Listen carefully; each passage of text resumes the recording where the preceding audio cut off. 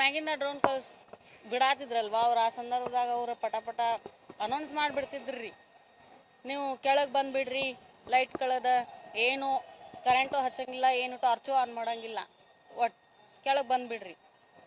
ಇಷ್ಟೂ ಕರ್ಕೊಂಡು ಕೆಳಗೆ ಬಂದುಬಿಡೋದು ಹೆದರ್ಕೊಂತ. ನಾವು ಕೆಳಗೆ ಬಂದು ಕೆಳಗಿನ ಮನೆಯೊಳಗೆ ಇಷ್ಟರು ಅಲ್ಲಿರೋರೆಲ್ಲ ಜನ, ಯಾವ ಕ್ವಾರ್ಟರ್ನ್ಯಾರು ಕೆಳಗೆ ಬಂದು ಕುಂತ್ಬಿಡೋದು.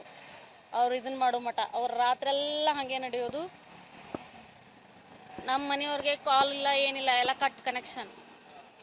ಹೆಂಗಿದ್ರು ಸೈಬರ್ ಅಟ್ಯಾಕು ಆಗತ್ತಿತ್ತು ಆ ಟೈಮ್ದಾಗ. ಫೋನು ಅವನಿಲ್ಲ ಸರ್, ಅವರಲ್ಲೇ ನಾವಿಲ್ಲೇ ಡ್ಯೂಟಿ ಮೇಲೆ.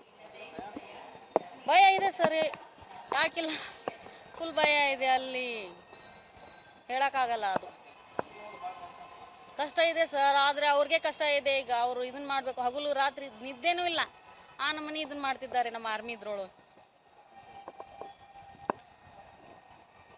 ಅವ್ರ ಕಷ್ಟ ಹೇಳೋಕ್ಕಾಗಲ್ಲ ಸರ್. ಯುದ್ಧ ಆಗಲೇಬಾರ್ದು.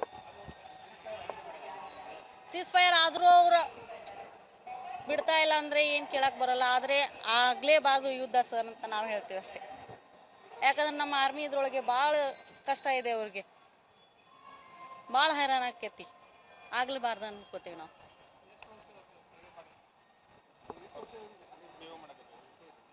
ನಾವು ಇವಾಗ ಹೋಗಿದ್ದು, ಈಗ 3 ವರ್ಷ ಆಯಿತು ಮದುವೆಯಾಗಿ, ಈಗ 2 ವರ್ಷ ಆಯಿತು ನಾವಲ್ಲಿದ್ದು.